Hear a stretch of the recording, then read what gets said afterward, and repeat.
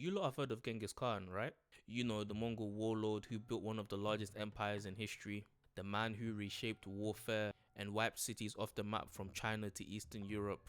Oh, and apparently has around 16 million descendants living today. Yeah, that guy. After his death, Genghis didn't just become a historical figure, he became a legend and was seen as the ultimate symbol of conquest and glory. And a little over a century later, another man would be born, a man who became obsessed with that legend, a man who didn't just admire Genghis Khan but wanted to become him.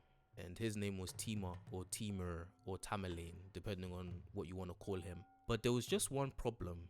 To rule a Mongol state, to call yourself a Khan, you had to be a direct descendant of Genghis Khan himself. Timur wasn't, and that fact ate at him. But Timur had a grand plan, and that was to bring back the glory of the Mongol Empire and to rule it as the true heir of Genghis Khan. But the path he chose to get there would look very different from the man that he idolized. To understand why Timur idolized Genghis so much, you have to understand the world that he came from. Most of the people who lived across the Eurasian steppe region were nomadic tribes and warrior societies. They mastered horseback riding, archery, and small unit coordination. Their cultures revolved around survival and strength. Then a man named Temujin rose up. He unified the Mongol tribes and ended centuries of tribal infighting, and eventually he built an empire. History would of course remember him as Genghis Khan. For the people of the steppe, this didn't just make Genghis powerful, but it made him the standard. After his death, his bloodline became tied to legitimacy itself, so to truly rule a Mongol state, you had to descend from him. Genghis and the Mongols had already written the blueprint for unity and how to create an empire, and Timur wanted to follow it. But Timur grew up in a world where that empire no longer existed. By Timur's time, the Mongol Empire had fractured into rival khanates and local warlords. So power was scattered and many of the warlords fought over the pieces. So for Timur, it made sense to see the opportunity within the chaos. If Genghis built an empire once, why couldn't he build one again? But here's the thing, right? Even though Timur idolized Genghis Khan and wanted to be like him, you could kind of say that he had an inferiority complex. And there's two reasons for this. The first was blood. Timur wasn't a direct descendant of Genghis Khan. You see, among all of the steppe people, many of them believed in a supreme sky deity called Tengri. And Tengri was thought to grant people victory in battle, fortune, and also legitimacy. Genghis Khan himself also sometimes credited Tengri for his success, and over time many of the Mongols came to believe that he was divinely chosen, not just him but his entire bloodline. Timur was born into a Turkic Mongol family in modern day Uzbekistan. That region was shaped by a Mongol ruler under the Chagatai Khanate. Timur belonged to the Barlish tribe, and that tribe was a rather respected and influential tribe at the time, but they didn't carry any royal blood. And the second problem was more physical. You see, during the raid in his early life, Timur suffered severe injuries to his arm and leg, and they never fully healed. He walked with a permanent limp, hence the nickname Timur the Lame. And that mattered a lot because he grew up in a culture where masculinity primarily meant fighting, killing, stuff of that sort. But Timur refused to accept his fate, and his ambition was stronger than his anxiety. So if he couldn't inherit greatness, he would have to force the world to give it to him.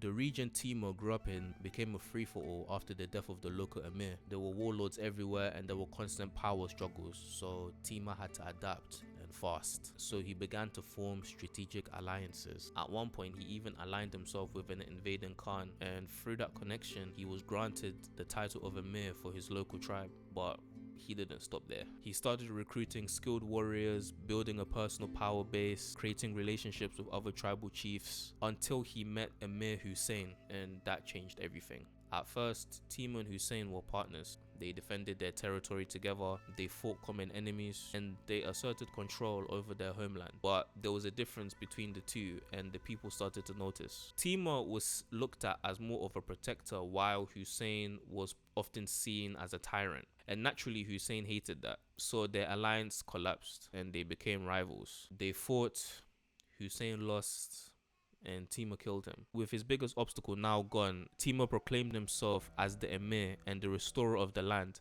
But even now, it still wasn't enough. because he still wasn't a Khan. So he decided to take another step towards Genghis. After killing Hussein, Timur took over his harem, and whether by coincidence or careful calculation, one of Hussein's wives actually turned out to be a direct descendant of Genghis Khan. So Timur married her, and that marriage became a political weapon. He still didn't have Genghis blood, but you could say he was now connected to the sacred family tree. He could now call himself the son-in-law of Genghis's line, and he could raise heirs tied to that legacy. It wasn't true legitimacy, but it looked close enough. He still couldn't claim the sacred title of Khan for himself, but as Emir and now the son-in-law of Genghis's line, he could act as if he spoke for them. Timur now achieved everything that he wanted. He became the Emir, he married into the family of Genghis Khan, he built an empire stretching from Central Asia into parts of India.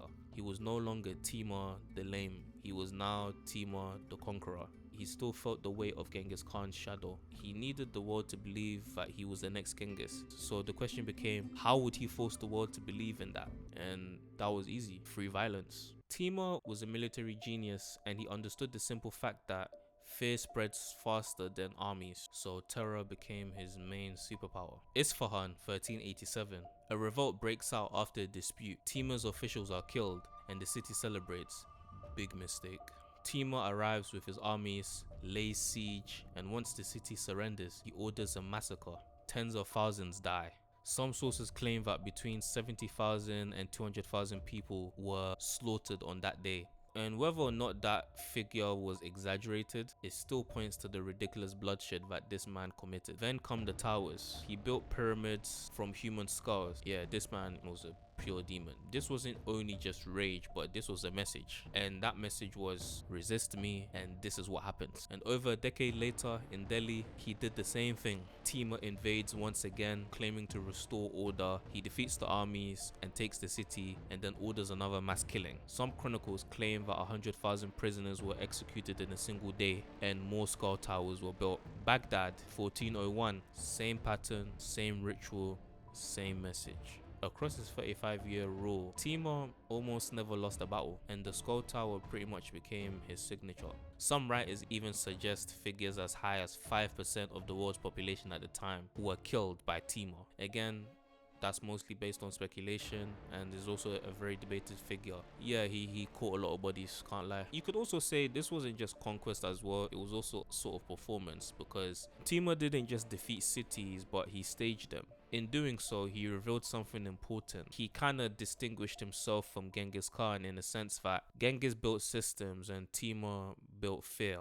Given everything we've said about Timur, it sounds like he should have been the perfect successor to Genghis Khan, but he wasn't. And when you actually compare the two, the differences are huge. Genghis was a nomad at heart, and that shaped everything about how he ruled. The Mongols could conquer vast distances because they could live off the land. They traveled with herds of female horses, so they had milk for food and mobility for weeks. They didn't rely on long supply chains until the yam system, and I'm not talking about that yam. And the yam system was a relay network stretching across roughly 12 million square miles, and it contained way stations about every 25 to 30 miles. So messengers could move fast, armies could resupply, and officials could communicate. So Genghis was able to turn his conquests into infrastructure, so his empire itself became a machine. By his late 60s, when most rulers were thinking about succession, Timur was still thinking about Genghis Khan. A century earlier, Genghis and the Mongols had destroyed the Jin dynasty in northern China, but later the Ming dynasty drove the Mongols out. So to Timur, this looked like unfinished business, which presented him with one last chance, not just to restore the Mongol legacy, but to prove that he was equal to Genghis. Maybe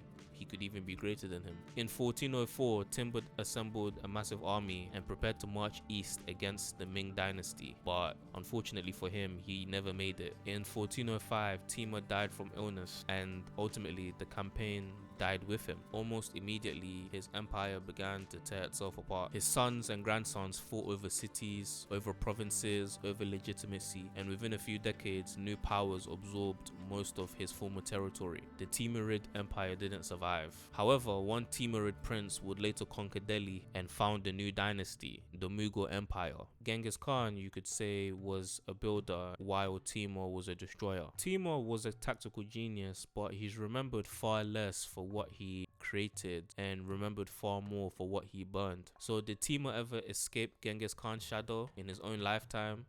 Maybe. For a few terrifying decades, rulers from Delhi to Damascus feared his name. Turned conquest into a spectacle, he made brutality into a performance, and he was able to transform Samarkand into a glittering capital city. But in the long run, the verdict is clearer. Genghis became the ancestor of empires in his time, and Timur becomes the end of it. One last attempt to live up to a legend that no one, not even he, could truly replace.